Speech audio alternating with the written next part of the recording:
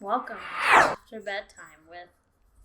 I think you need to do it again with more enthusiasm. Welcome to After Bedtime with... Stevan. And Kelsey. I did not put my espresso in my small cups because I've become very self-conscious about using them around That you. is such a lie. So I only use you them are when doing I'm that not just for the camera because you use them all the time. I do use them, Opie, Jesus Christ. I do use them all the time, but not when I think that you're going to be making fun of me. That's when I'm over in my corner, hidden away from the eyes of scrutiny. Oh my gosh. I was not making fun of you.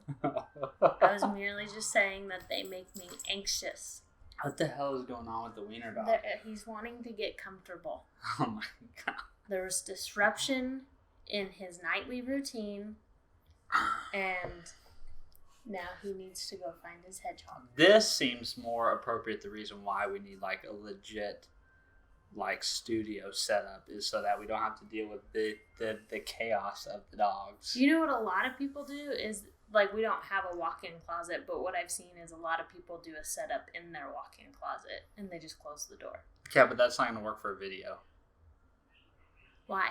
How are you going to get a camera angle? If you have one big enough. Oh yeah, I guess I don't know. That seems like a really bougie walk-in closet. It's not a bougie walk-in closet. I don't think I could get a. Well, I don't think I could get a wide enough camera shot.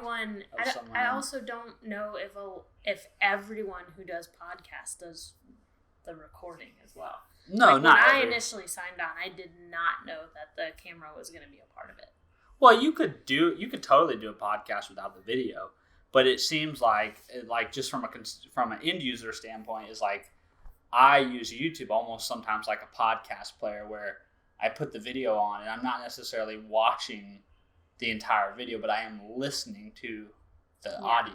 So it's almost like using YouTube more as like another podcast player. But some people do like the video aspect of it. I mean, it adds like I actually think the majority of the viewers that have reached out are thousands of viewers, or thousands enjoy in the video component because of my animated face. But yeah, we do need like a dedicated podcast setup, with it's just one of those things that like we have a small place and we got these big ass dog kennels and it's like our 2 dogs, it's not like we could go into a room somewhere without them and they would be okay. No, but what we could do is we could put bar stools at that and we could do a shot back over the counter. Okay, well, this really isn't like podcasty content. This is something that's like when the camera. It's behind the scenes. It's like it's voyeurism. People are like peeking through. Yeah, but nobody knows what you're pointing at. Oh yeah. Well, I'm sure people are interested in. I'm very prepared today, as the producer of the show. I know you told me to think of topics. I did not. Yes, you did not bring your 2 topics to the party, but as the producer of the show, I felt like I needed to do more of my job in making sure that we are prepared and that the talent has prompts to riff off of. You prompted me like 5 minutes before this started. I know, but babe, it's not a podcast because it's a longer format thing. I'm just you're not supposed to have like these like as you prompted. You're not supposed to have these like well written statements of like. No, but I'm not somebody who forms her sentences very well unless they are a bit thought out in advance. Well, we want unscripted Kelsey, not thought out Kelsey. Why? Because she's funnier. Yeah, because unscripted is better. That's why podcasts are so interesting, is because they are long format and you don't have to worry about everything being chunked down into like 5-minute bite-sized. Oh, that scared me. That voice scared me. So I've got our topics for the day, and we're just going to move through them one by one as we go through and just kind of riff off of them. Okay? So it seems like one of the most culturally relevant things, because I feel like one of the reasons why, 2 things. I got to start with 2 things. One is I've had several people like find out recently that like we do the podcast, or that I do this podcast and that podcast with Jackson. and they've been... Who has just recently found out? People I work with. Oh. And so they were commenting on it, and one of the things that I keep telling people, not just the people that just found out, but other people in the past who have asked about it, is like, one of the reasons why I think the podcast is such a fun project, especially for us, is because it's like this really great excuse to sit down and just have a conversation with a spouse or with a partner or a friend or whoever. It's a good excuse to block out an hour of time and just have a conversation, which seems like silly because most people would think like, why do you need to set aside time for that? But it can be like in the rhythm of life, you kind of like fall into... Well, I think anybody is in a serious relationship, like living together, relationship, or even like understands that, and even more so parents. But even long-time friends, right? Like you have these like really close friendships, but like you fall into your like rhythms of life,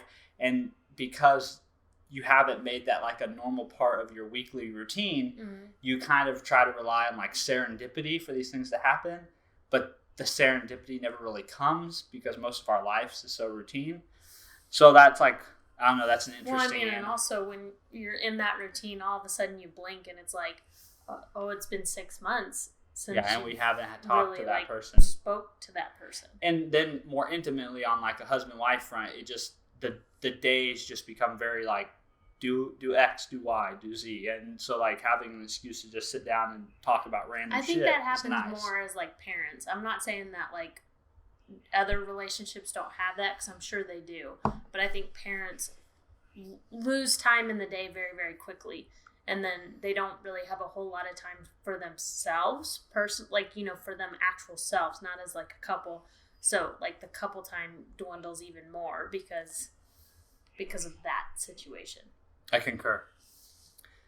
So that's my anecdote about that. It's like, do a podcast to have an excuse to talk to your I also just think that we friend. both agreed that it would be a good idea because some of our conversations go so in depth that it's like, I don't know, it's like shocking. Get the recorder. It's shocking sometimes of how well I don't know. Yeah, we need to figure out how to record a podcast in the car on the ride. Because those are our best conversations. Because I have to keep you entertained for 3 hours.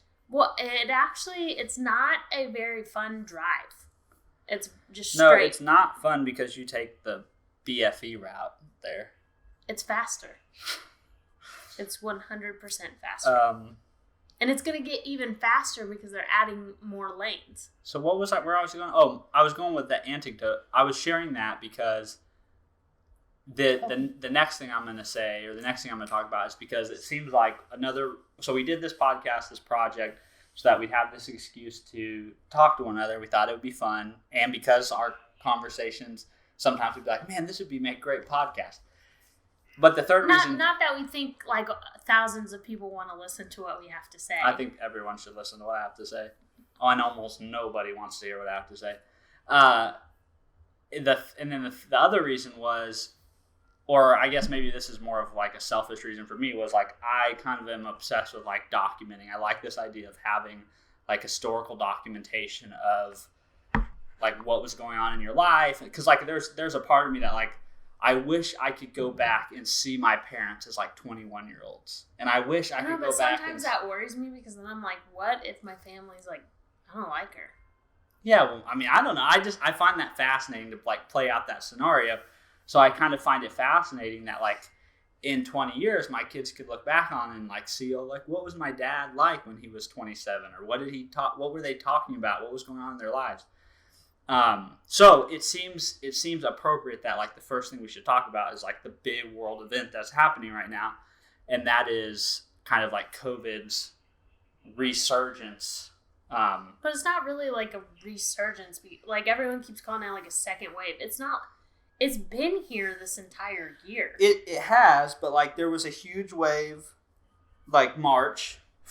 There was a huge increase, but and then not, the cases did not fall us off locally. It wasn't like a huge. No, I'm gonna put it in the context. Locally, it's been more like a gradual. I'll put it in like the context of the world, right? Oh, like, okay. Like of the world is like we had that surge in the spring. Yeah. And then obviously summer came around. People like we had those initial lockdowns. Then we had a very, like warm weather season where people are not indoors as much. They're doing more outside activities. I also feel like at the beginning, a lot more people were like, yeah, like let's do everything we can to take care of this. I think a lot more people were wearing masks. I think a lot more people were cautious of every situation. I just think now it's getting to the point it was novel. It was like, it seemed novel. But then we had that tail off, and now we've had this rapid increase which is so weird and that's why, like, one of the things that I think feels really weird, especially here in the U.S., is we literally have more total cases now, and we have more cases each day now than we did in the first, like, quote unquote wave. But yet, like, we haven't had a lockdown, or we haven't had really strict enforcement of, like, I don't know. It just seems it's kind of a disconnect, because the data would say we're kind of like in a worse place, but yet the like reality that we're living in seems not as urgent. Well, to your point, as it did back then. I feel like it's sad to say, but I think a lot of people are like getting to the point of where mentally they're over it.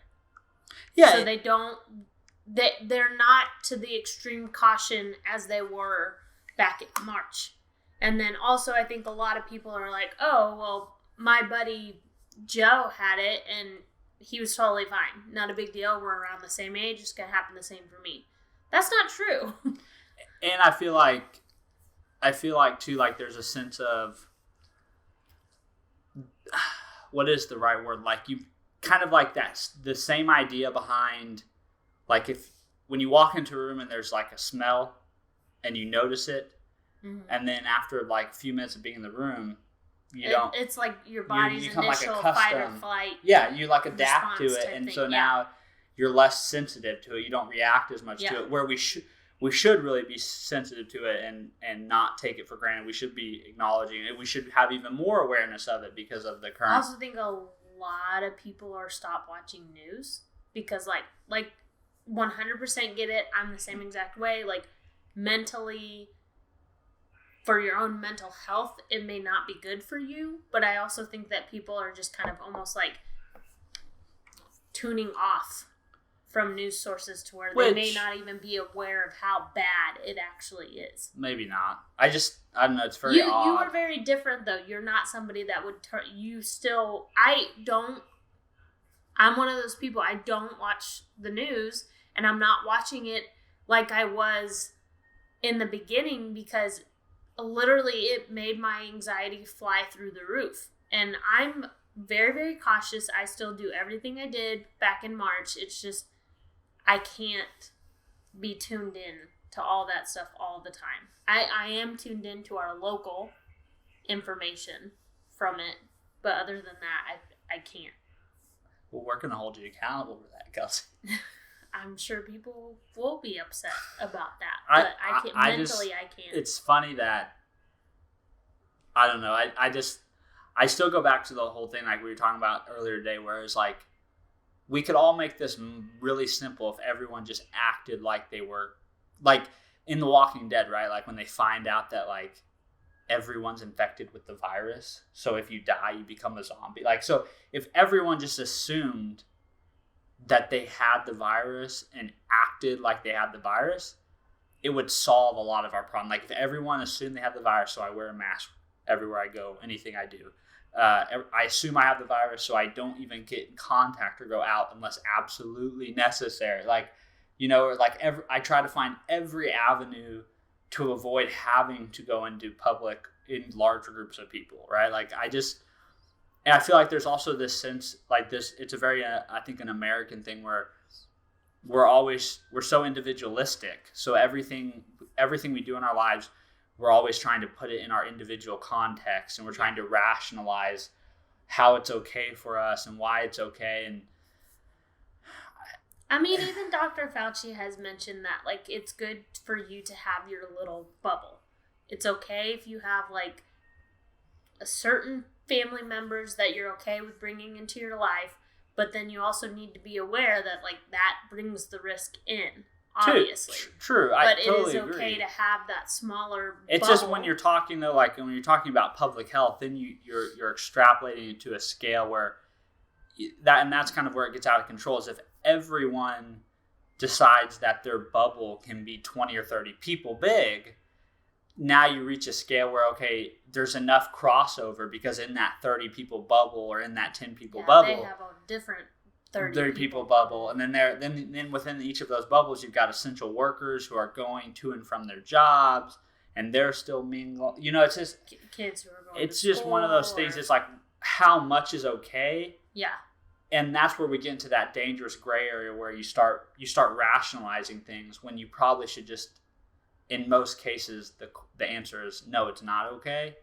But then as Americans, I think we resist that because it puts that restriction on us, and we're not very good at restraining ourselves, or other people trying to restrain ourselves. We like our freedom. I don't think that's necessarily a bad thing, but when there's like an existential threat to the population, then it kind of is, right? Like, and that's why I think you see countries that have like stronger, not necessarily stronger national identity, but in cultures where they put like the we in front of the I, right? Mm-hmm. That's not, America is very much more like the individual goes above the whole in just like on a day-to-day basis. But in like other countries, I'm thinking like East Asian countries, there's a much more stronger, like, my individualness is second to the well-being of the whole. Yeah. And I think that's why they're able to, in these kinds of situations, they're able to mount, and obviously their governmental structures and things are much different,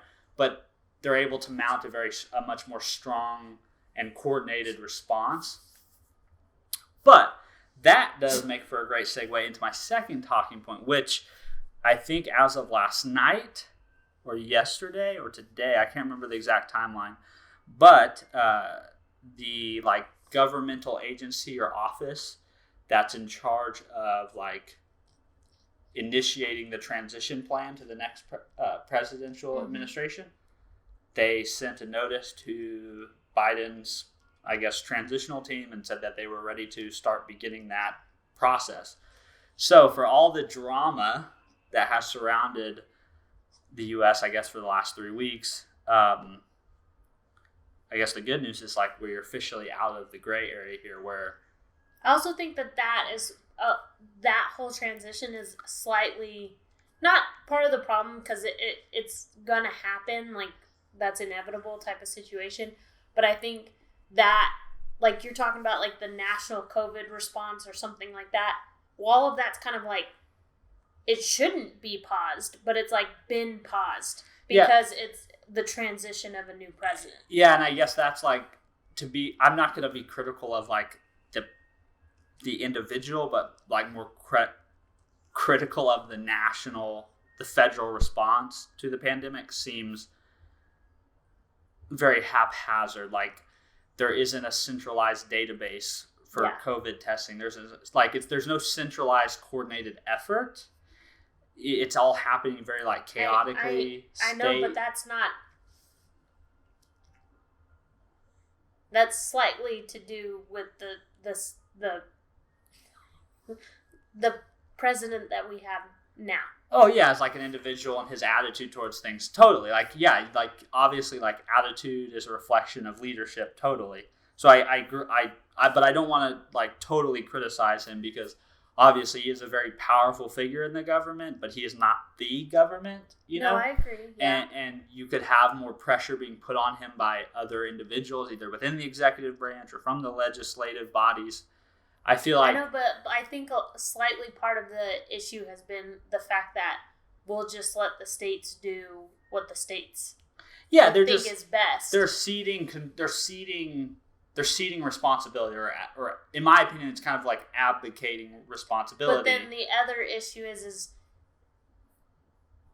they relinquish that control to the states, but then the states who have been more firm with their actions have been criticized the whole entire way. Sure. And so I think and that's kind of like how I wanted to tie it into the whole President Biden or President-elect Biden transition finally being like formally kind of codified, in spite of all the drama around him actually winning the election, is I think based on his rhetoric through the campaign and the debates, he seems to have that seems to be a focus for him, and it seems like his intention is to try to create some kind of very coordinated, centralized response to the pandemic. Granted, if we have a vaccine come the late winter months or early spring months. Yeah, but they're saying that they're only planning that, like, they're not going to have enough. True, so he's going to need to do that, but, like, I'm just, like,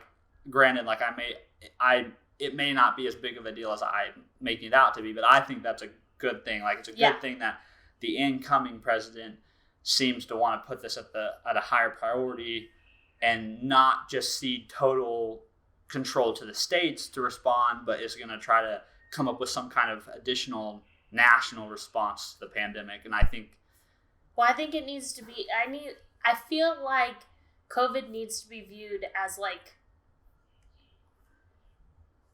an enemy threat. Yeah, exactly. To United States. And each state doesn't take on an enemy threat alone. Exactly. We the United States needs to act as a whole. We need to be united. And I think the main thing, front. to me, the main thing we need is, like, we need a coordinated effort from a testing and contact tracing standpoint. Like, we need a federally, and maybe it's the federal government functions as, like, a coordinating body between the 50 states, but, like, a coordinating effort that says, this is how we're going to test.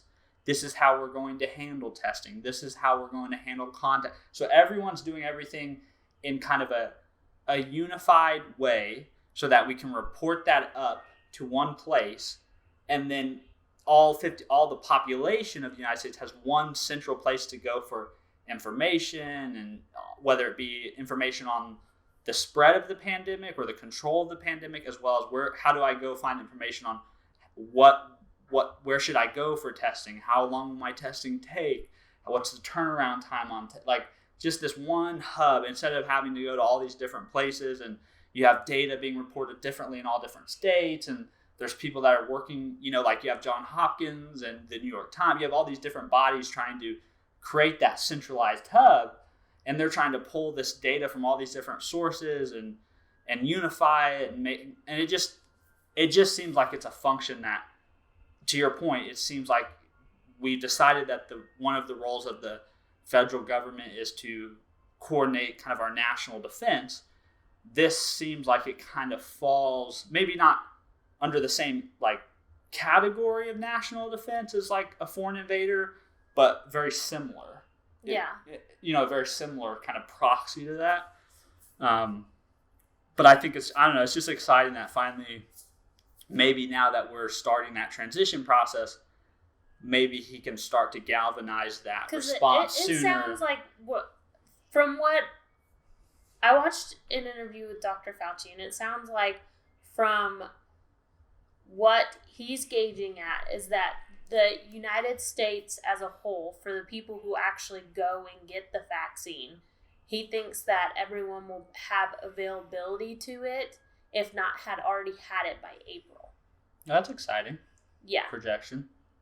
Or at least by spring-ish. Yeah, that's what he was saying. That's super exciting. So I mean maybe President Biden's coming a tad late in the whole thing, but I think just obviously having someone who's going to put pressure on it and is going to make it a priority, and I think when you make things a priority, but it may help.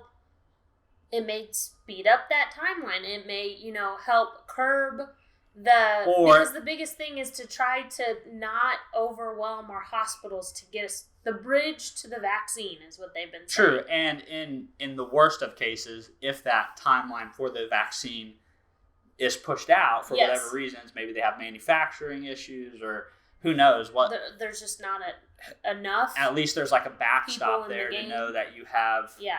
Like at least because what he was saying is like the two major people that have created a vaccine that is doing very, very well, they're not capable of making enough for the whole United States. Oh yeah, no doubt. Yeah, so he's saying that you need to get more people into the game to make these vaccines to where then the whole United States can actually get a vaccine at that point. I'm just so leery of the vaccines because, like, it's really complex science, I think both of the vaccines that are the leading candidates from Moderna and Johnson & Johnson are actually like novel in the way they've been developed in comparison to how other vaccines have been developed. Mm-hmm. So, and this would be like, in terms of like vaccine development, it would be like record setting, because I think if this vaccine was to be developed and functional and out in the market on this timeline, the previous fastest one I think was like in 4 years. So I don't know, like I'm very optimistic about it, but at the same time, I'm also trying not to. The way Dr. Fauci is saying is that the way they did it is completely different. Like it's not necessarily a much easier way, but like them realizing that they could do this changed the whole entire game for vaccines in general. Like yeah, because they're basically using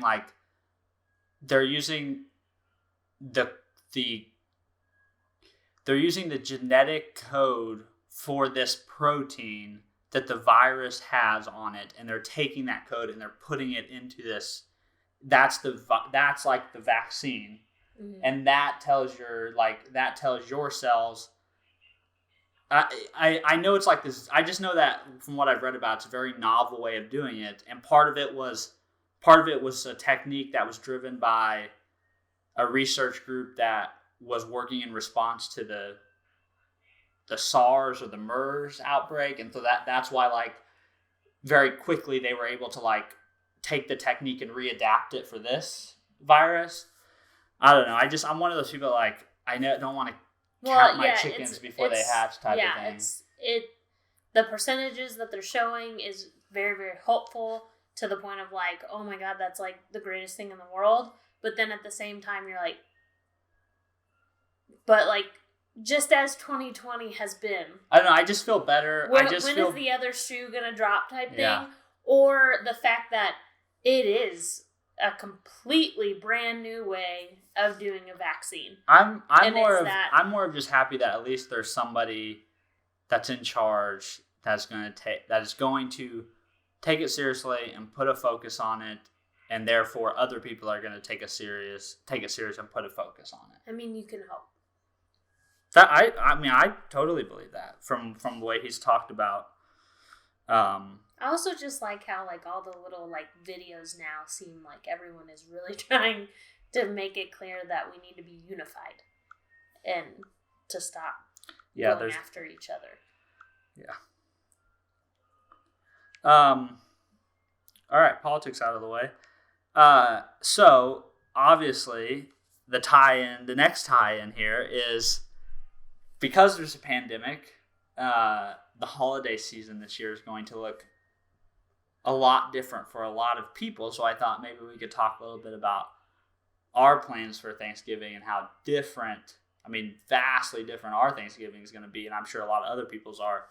I think I'm slightly excited because this year has taken away a lot of things, but like, our little 4 unit, the extra family time it has brought us has been amazing.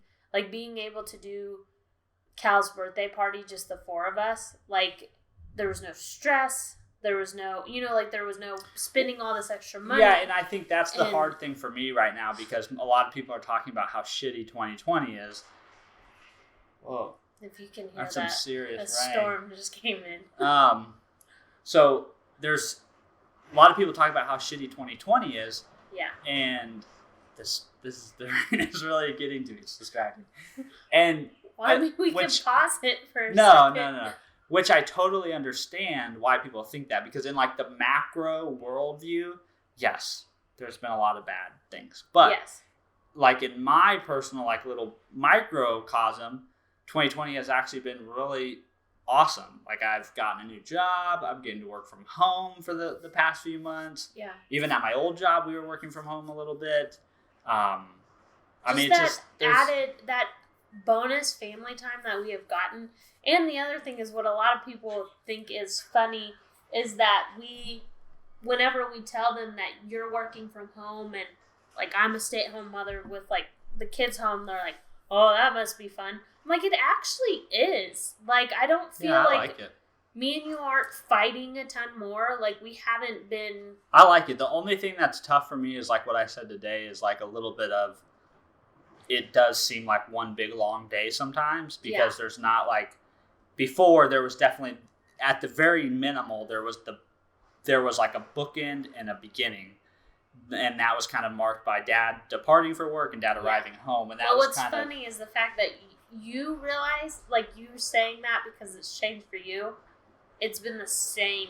Yeah, so it's like I've been experiencing closer to what you've experienced with the boys. It doesn't, like, really going into the pandemic situation, nothing has really changed that drastically for me and the boys, other than the fact that we're just not going out as much as we would have before. But like tying back in, so basically because of the pandemic, our situation for Thanksgiving is normally kind of our normal Thanksgiving is usually something here in Joplin here with my family, and then something in Kansas City with your family. Well, and then also my mom. Yeah, you're something here in Joplin for both of our families, and then something in Kansas City for the other half of your family. I wonder if you can hear the hail on that. I'm sure you can. It's loud. So we're just gonna power through this. We're just gonna and hope that a little one doesn't come screaming. Yeah, and hope that none of the windows break or anything. It feels super loud. But it's because we don't have anything else on. We normally have like the TV on or something.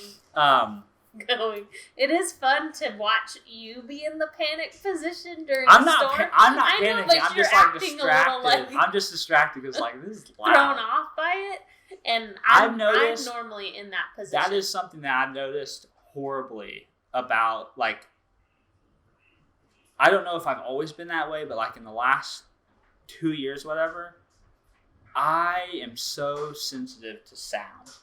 Like loud noise, a lot of noise, lots of like different noises. That is one. It's like it's irritable to. It can be irritating. I really think it's more of the competing of sensory to you is what the issue is. Is that like you have some sound over here, this sound over here, or bright lights over here, and like and part of it, and then too much. It's like it's irritating, it's too much, it's overstimulating, and then it's also like when I'm trying to have like internal dialogue or like trying to focus and like think through something, I just find it like this like assault on my senses. That, anyways, because of so that's our normal Thanksgiving is we have like these multiple meals and we end up a lot of traveling. We end up traveling.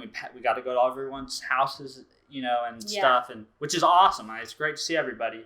But because of the pandemic, we just kind of we thought it was best, and kind of our rest of our family thought it was best if we just kind of nixed on at least the Thanksgiving holiday plans and possibly kind of waiting to see what people decide on the Christmas plans, but. At least for Thanksgiving. I have a very strong feeling that the Christmas plans are going to get canceled as well. But I think everyone's trying to not say that until we have to actually say that. But for Thanksgiving, this will be like the first time, to your point, that kind of a blessing of 2020. This will be the first time for this holiday. We're not traveling anywhere, and it's just like me and you. And you didn't have to take like a whole bunch of extra days off. Like, it's literally just a full weekend of just us being home. So we're going to try to make our own Thanksgiving meal. Yeah. This will be interesting. But it's not like... I was going to try to do more of, like, a traditional Thanksgiving, and you, like, nixed that. But the dishes that you brought up, I was like, oh, that sounds I just thought, good. Well, if we're going to have food, if we're going to make our own food, let's make, like, the foods we like. It's more like the foods that Steven likes, because Kelsey likes everything. Everything that has to do with Thanksgiving, I'm on board. 100%. Anything that has to do with food, you're, like, on board. But it's so funny, like, you're on board, but at the same time, it's like new foods, you're kind of like... I have gotten 1,000 times better at that, and you know that. At the beginning of our relationship, I was like, no. But, like, there's not like you don't try and eat the food, but like if it's new to your like little culinary world, you're like always super skeptical about it. But then you end up like loving it. The biggest thing is I don't want to spend money on something and then find out that I don't like it. Yeah. That's upsetting to me. I believe. Let's see. Did you want to like say what our holiday spread was, or well, we were just talking okay, about the initial? I was just kind of sharing our plans, and I'm sure other people can relate. Like, our plans are canceled.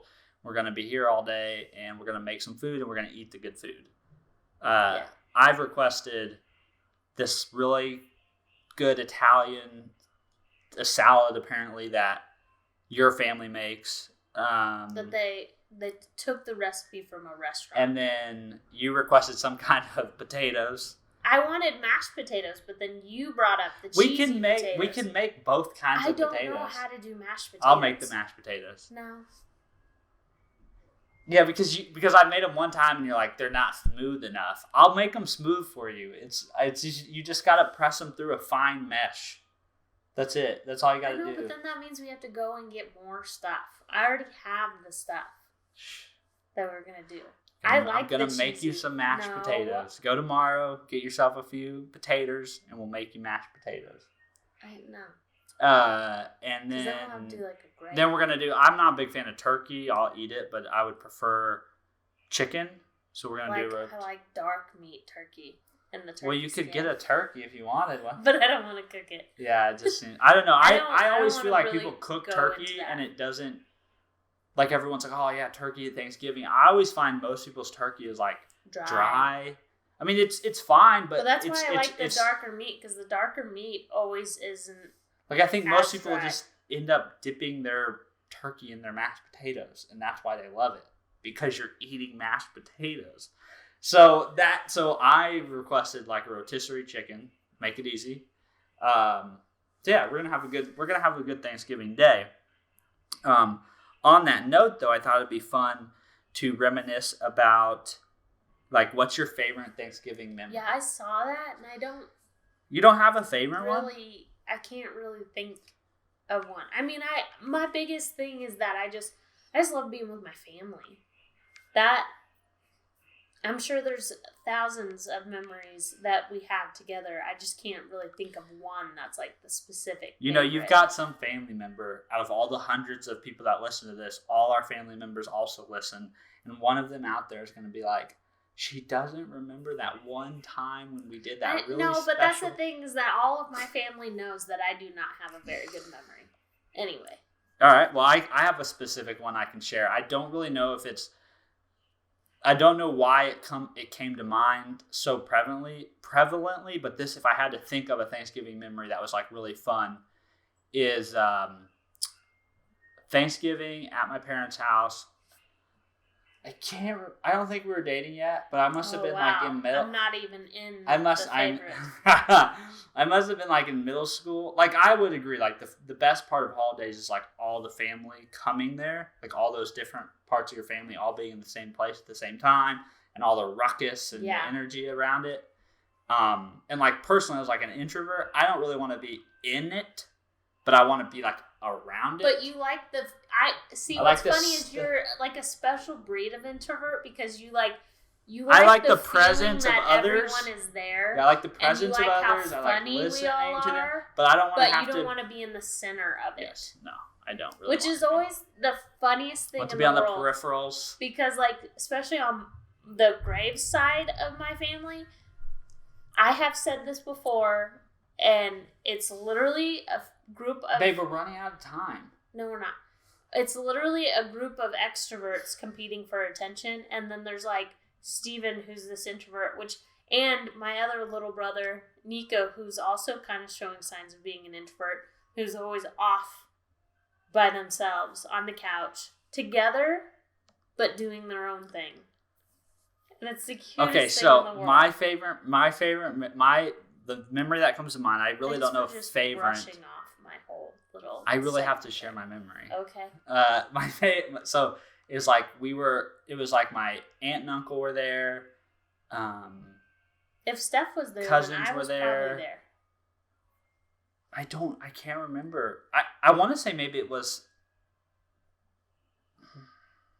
I just remember it being aunt and uncles and cousins, and we were in the front yard of my parents' house, and we were all playing football, and like touch kind of like football, and it was a blast. It was so much fun, and it was like perfect fall weather, and it was Thanksgiving Day, so there was food afterwards.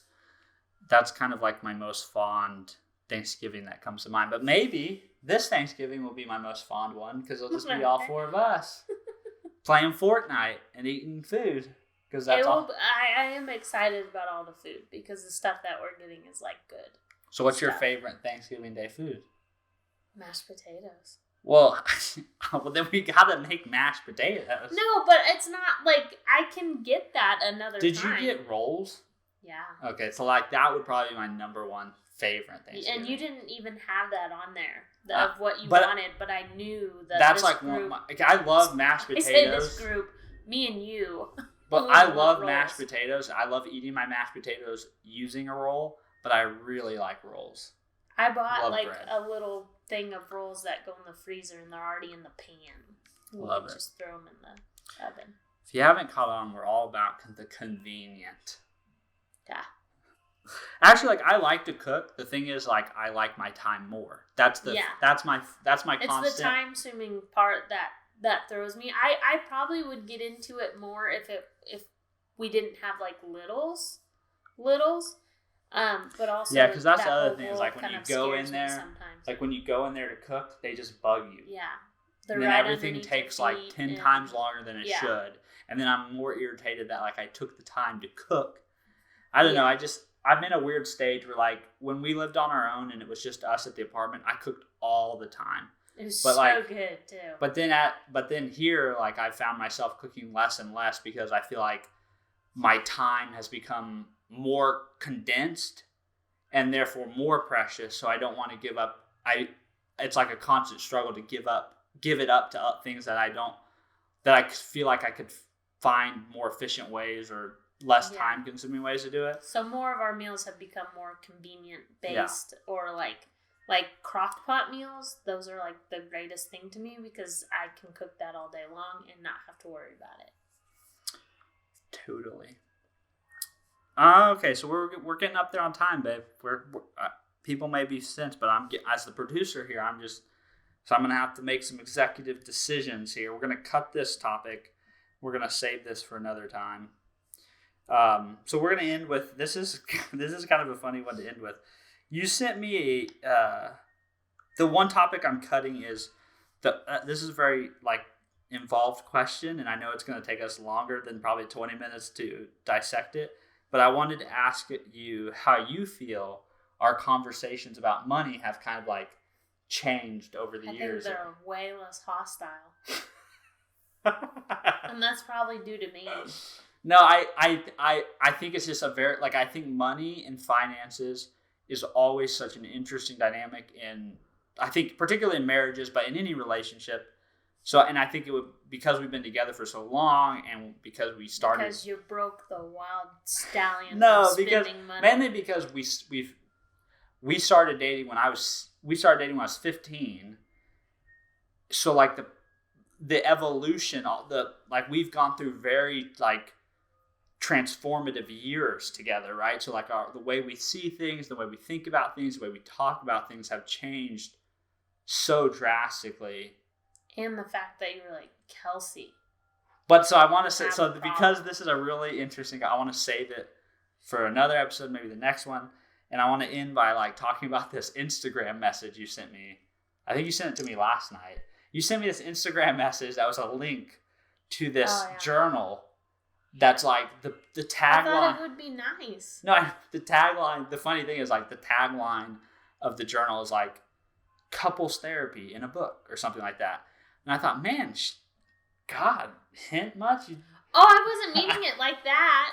I know, but like that's kind of like I was thinking that's really funny because I would never assume that because like obviously I don't feel like our marriage is in a place where we need couples therapy, but I can totally see a husband getting that message and being like, oh my God. I knew you wouldn't take it like that. And also she's headed to the lawyer tomorrow. If we don't. that you would actually click the link. From what I saw. No, I clicked the link and bought it. No, you did not. Yeah, I bought it, so it's coming. It'll be here. I don't know. I did the fastest shipping, so it'll be here soon. But which one there's different tiers. I bought the Loom Couples Love Journal or whatever. Oh, okay. It's got the blue cover. Yeah. Yeah, I bought the exact link you sent me is what I bought. But like just give context to people listening or watching.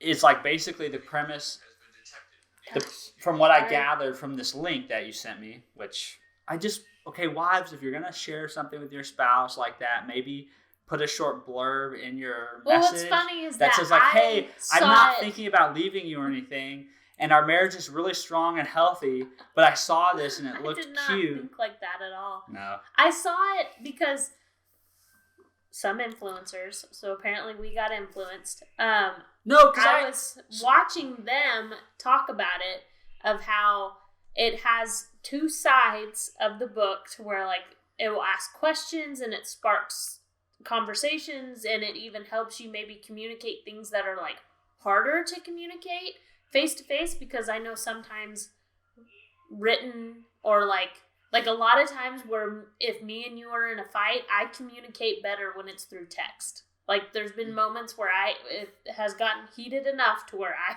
leave I totally prefer and then writing. keep communicating through text because I know we need to get through it. I totally prefer writing for two reasons. I totally prefer it because one, it helps me organize my thoughts better. I'm so much more articulate because when I write it out, then I like figure out like what doesn't make sense and what does. That's the only thing that I'm slightly worried about, is that I do not write as well as you, and so then I'm worried I'm gonna get all self-conscious because I can't. And then second to that is like it's asynchronous, so I don't have to feel like it has to be done on like a set schedule. Yeah, it's like one of the reasons at work, like I really do prefer handling customers and clients through email rather than phone. Like I'm fine with getting on the phone, but I feel that I service people better through writing because it's more clear, it's more articulate, I can explain myself better. I don't know. I just but anyways, when I saw this journal thing, two things came to mind. Was one, I think like my initial reaction to seeing like a link shared to something that's like related to couples therapy, my initial reaction to that is kind of indicative of like kind of a bad cultural conditioning that I think people have gotten. If you go into therapy, there's a problem. Correct. And it's like, that's not the case, right? Like the real conversation about therapy should be, that's where you go to like do the maintenance work. Like that's supposed to be to help you grow together, to help you communicate sort better, through things. Basically, it's supposed to enhance things. It's not there for like as a last resort thing. So like I had that initial reaction, but like I recognize that's purely like this cultural conditioning. And I 100% did not do that at all. I know. And so like, and I'm a big believer, like I feel like you should be putting more effort and energy into like your marriage and your relationship with your spouse and your kids than you do anything else, because those are like some of the most important things in your life. They're the most durable things in your life. Hopefully they're going to stand the test of time. So it only makes sense that you would like invest money, invest time in things like this, right? We invest money in books for self-development. We invest money in college educations to improve our knowledge and our understanding. Why wouldn't we invest in products like this that are essentially, the whole premise of the thing is like it's a book of prompts that are supposed to get you and your significant other talking about things that are meaningful and important to each other and things that you appreciate about each other, things that it's just supposed to drive that conversation. Yeah. But I also know that you like having things documented. You do blogs, you do podcasts and stuff like that. So I also thought that it would be another cool intricate to have that of me and you writing back and forth to each other, because I know that like the people I follow as a couple, and I love them so much, and they were talking about how amazing it would be, because like the guy's father died like when he was really young, so he was just talking about how amazing it would be if he had something like this from his dad, writing back and forth from his mom. There's also like there's relationship with your kids books. Yeah, and I saw the different products on there, which I think is really it's just a really cool idea. So like I was like, all right, fine, we'll do it, we'll buy it. I didn't know you were just gonna go and buy it. I was which just means like sending it to you as like, hey, cool. Which means you're gonna have to read one of your prompts on the podcast. No. But I do think it's like it's just, to me it was really cool because most people, I think it to me is a very it's a good indicator of like where you feel our marriage is, where I feel our marriage is. Like we're in a good place and we just want to keep it that way. We want to do things that make it better. And this is also then like as a byproduct, it's a nice activity that leads to some kind of like historical trinket, right? For ourselves, because I always think that's like one of the key things is always trying to like force yourself to remember the way you felt, the way you feel, the way you think. Like I always think like there's this like I talked about this on my other podcast, that there's this movie on Netflix called Kodachrome, and there's this scene in this movie where the movie's about this estranged dad and son, and there's a scene where the dad's dying and they're in the hospital and it's real late at night and they're both sitting in this room, and the dad just out of nowhere, kind of like out of the blue, is like tells the story of how like when his son was real little, he used to get up and feed him the bottle at night for the mom, and he remembers like holding him on his chest and rocking him after he'd fed him and listening to him breathe, and he remembers like this. Telling his son how he remembers having this overwhelming sense of love towards him, and how he would promise them all these things, how he would never leave him alone, and he would always take care of him, and he'd always love him, and yet now 40 or 50 years down the road, they have this horribly estranged relationship, and he's like, it's like so heartbreaking because he's like, I don't know what broke in me. He's like, I don't know what, like, and every time I watch that scene, it gets to me so much because there's so many relationships in life that you look at people and you're like, you started off so in love. Yeah. And so that's like, to me, that's like one of the byproducts of doing things like this and doing things like this journal is like, it's like this thing to remind you of that. Mm-hmm. You know, when you get to those places where you're like, you don't really understand how maybe you're feeling at that moment, this is like a way to recall you to what's really true. Yeah. Well, I also kind of just felt like I said earlier, is the fact that I think it would be something nice to leave with our children if they wanted it. Like, and also maybe they can somehow get like advice out of it type of thing. Like if they are struggling with that in their marriage, or if they just, I think it sets a good example too. It's like, look, my parents, like, it's another way to like kind of demonstrate and lead by example. Well, I mean, like my D-Dop used to write like love notes randomly throughout their house, like, and my Mimi would find them, and that, like, just little things like that to remind her that he loves her and stuff like that. And it was very impactful to me to see her see those things, and bits of my family members still do that. My dad will randomly do that for Andrea, but I love the journal. I love the journal because I love the idea of this journal because it's a way to like create a structure. Yeah. Instead of like relying on your serendipity and like you're just like thinking of doing it. This is like a way to like, it's like a forcing function, right? Yeah. Like you're supposed to like plan a time to do it, and you have to respond to this prompt. You don't have to come up with it yourself. Yeah. And I don't know. I think that's helpful for me because I'm not somebody, I can't, like, you could very easily just write to write, but I can't. Yeah, I could, but like sometimes, like sometimes it's funny. It's like when you have, it's kind of like it's like this really tired example of Twitter, but when you have the limitation of 140 characters, for some reason, because you have that like limit to push against, it allows you to craft something and react and respond. Like when the world is, when it's boundless, right? When you could write about anything to anyone at any given time, it's like sometimes it's hard for you to cultivate that feeling to say stuff and do things. But when you have something like a prompt from this product, then you kind of, it directs you. It's like this forcing function to do it, to write something, to say something. I don't know. I'm excited. So I bought it. It'll be here eventually. I'm a little anxious now. So do what the cool kids are doing and invest in your marriage. I think it's a I worthy. think you should always invest in your marriage and always invest in the closer relationships around you. Yeah, it's funny because it's like those are often just because they're usually so solid. Like I could see this with your kids too, how it's so easy to lose weight with your kids because it just seems so default. It seems by default, so it's super easy to just take it for granted, right? And so it's I mean, it's just the same as in a marriage. You're going through the motions, and you're just powering through, and then all of a sudden, like that guy said, I don't know at what point it broke. Yeah, I don't know.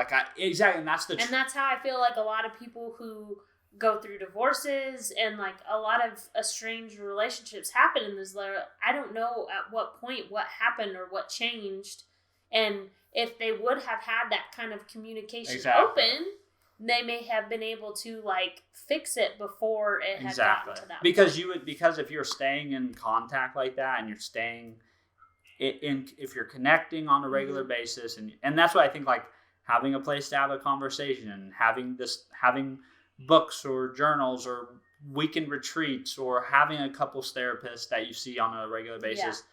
It's these forcing functions that force that communication. They force that always. Which me and you haven't been the greatest on of like going. We don't go away, just the two of us. No. Don't do those but we've things. always been very good about staying. Well, that's one of the things that I feel like that's why we've been able to start dating at like the tender age of 15 and 17, and now as we're approaching 30, we've been able to like. I'm approaching 30. Well, I mean. To me, those are some of the most transformative years of your life that our relationship. I know, but that's also where a lot of people, if you're not like in a relationship, it's why it's so amazing that me and you are still together is because we grew together. Exactly, and that's I want to humble brag about that because still like we still came into ourselves, like we're still ourselves as a unit. But I mean, like we still took those growing paths together, and it may have been tricky in some moment in time for us. Well, I think that's harder, that's the key is like we were at no point in time I don't know if we did it. I think maybe just through the phases of life we were in, because we had to make these decisions and had to deal with a lot of things, that may have been the forcing function of like, because life was changing all the time, and there was always this forcing function to always be having these conversations about where we're going and what we're doing and what we want out of life and what our goals are. And like that helped us always, as we grew as individuals, we kind of made sure that we were always kind of like bending and moving together. But I think now we're entering a phase of life where maybe that forcing function isn't because life is more routine. We are settling into like the next 18 years of our life with our kids is like we're trying to create stability and structure in their lives, and so like I don't want us to get lost into that. Correct. Yeah. Because I already struggle with being mom, like just being mom and not realizing that I'm also Kelsey and I'm also a wife on top of that. Like I get so center focused into that one position of my life that I let everything else fall to the wayside, and I don't want to do that with our relationship. Totally, and I think that's why things like this they're just very helpful, and it's worthwhile. It's just like, to your point, it's very tragic. It's that whole sense of like, I don't know how we got to this place. Yeah, it's very tragic because in the feeling. I mean, we've both watched it. We've watched our parents go through divorces. And whenever, like your parents went through a divorce much older, so even me watching that, I think shaped me a little bit because the biggest thing is that nobody really knows what happened, but something did, and then they started growing apart instead of being still growing. Yeah, it's just together. It's one of those things that's like you just. Because and I think maybe now it's more tragic, and maybe that's why that scene in that movie touches me so much is because... It's because you're a parent. Because I'm a parent, but also because now I can cultivate that sense of like, God how terrible that must feel to be able to because as a parent, you can put yourself into that place and time and experience that overwhelming sense of love for someone. Like you can viscerally feel it, and then trying to imagine being in a place where dad no longer is there, and you're like, where did it go? I can't track it down. I can't. And I don't know. It's just one of those things that maybe you can't.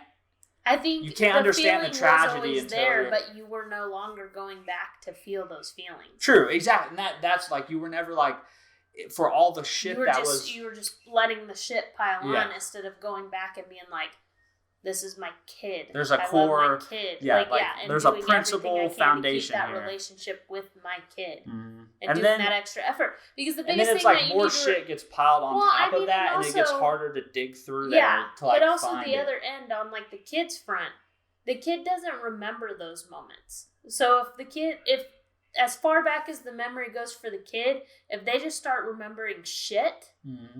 It's hard. They can't go back because that's all they know. So that's why you as the parent need to be the person that goes back and helps you both remember that was good. And that's why it's like that. And that's totally, this is totally a movie recommendation, but that's why that movie gets you, because it's this tired old trope of a strange parent, a strange child. How many times has a movie or a book been written about that sort of relationship? But it's funny because through the course of this movie, the son basically gets to experience his dad in a whole separate light from being just the terrible father that he saw his dad as being. He got to see all these people who respected him and admired him and all the impact he had in the world, which made him respect him, but he still kind of had that same feeling of he didn't really value. It's almost slightly of a resentment. Oh, totally, because he's you put so much in there. For me. Exactly. And that's why it really gets you, because then in that hospital bed, he shares that moment of intimacy about and he says and the dad's tells him that was those are if I could go back to one place in my life and be forever, that's the place I would be, in the night with you. I know it gets me every time I watch that movie. But then through the saga of this movie, the whole underlying saga of the movie is his dad's a photographer, and he's got all this old film that he shot, and the reagent or whatever to develop this particular kind of film is no longer going to be made. So they're traveling to this one place in Kansas, and apparently there's some truth behind this story. The movie's based on an article that was published in a magazine or a paper or something. But they travel to this one place in random ass store in Kansas to develop this film. And then his dad dies and blah, blah, blah. So at the very end of the movie, he's got all this film developed into these slides. And no one knows what's on it. Only the dad knew what was on it. And the only thing he had mentioned about the work was that it was some of his most earliest work, And he gets back. Was it all of him? It was all of him and his mom when they lived in this really shitty ass apartment, and it was right when they were all beginning their life as a family, and all these years he had held on to this film totally undeveloped, right? So it was kind of that final reckoning for at least the son, Jason Sudeikis, to be wow, he did really value that. Well, and he lost his way somewhere, but at some point he valued him. Yeah, and their family and the love they had. He did, even though he went on and lost his way and he mistreated the mom and he mistreated the son. At some point he did treasure that, right? Mm-hmm. And I don't know. It's touching, and it's what's the word? It's redemptive for the father and for the son, for their relationship. But at the same time, it's just that tragic sense of all the time that was lost, right? Yeah. And we don't want to experience that. Yeah, and it's kind of it's more hurtful in a way, because it's you get that redemption, but then you lost him, and so you can't. So if you wanna watch a great movie, Kodachrome on Netflix. It'll make you cry if you're a parent. And everything makes me cry now that I'm a parent. The cool kids are taking care of their marriage, so do what the cool kids are doing. Are we the cool kids? We're the cool kids. Oh. It's the cool thing. Actually, we're not the cool kids, but I hear the cool thing now is to invest in your marriage. So that's what we're going to do. And there's a lot of different kinds that I have seen. I just liked the loom ones better. We'll let you know how it goes once we get it. We are over on our time. So we need to wrap it up, Kelsey. Are you going to do the extra? I don't know. The outro? What to say. Thank y'all for listening. We had a ton of fun recording this episode. Nobody ever sends me any damn messages, though. So please. I get messages all the time about how cute I am. Oh, wow. No one thinks I'm cute, apparently. So please, we would love to hear it from you if you do listen. I think my best place is direct people is Instagram, just because it's like my preferred platform. That's where I've been sending people to for you. Is that where you want people? Like if they do? Okay. Yeah. So my Instagram is at Stevan.freeborn. Kelsey's is at kfreeborn412. Even if you thought it was bad, I would still like to hear from you. I don't want to hear that. If you thought it was good, let her know. If you thought it was bad, let me know. Do you have any other things you want us to talk about? And ideas for topics. Although I will have to say, I did quite a good job producing this episode. All right, we'll see you guys or talk to you guys in the next episode. Bye.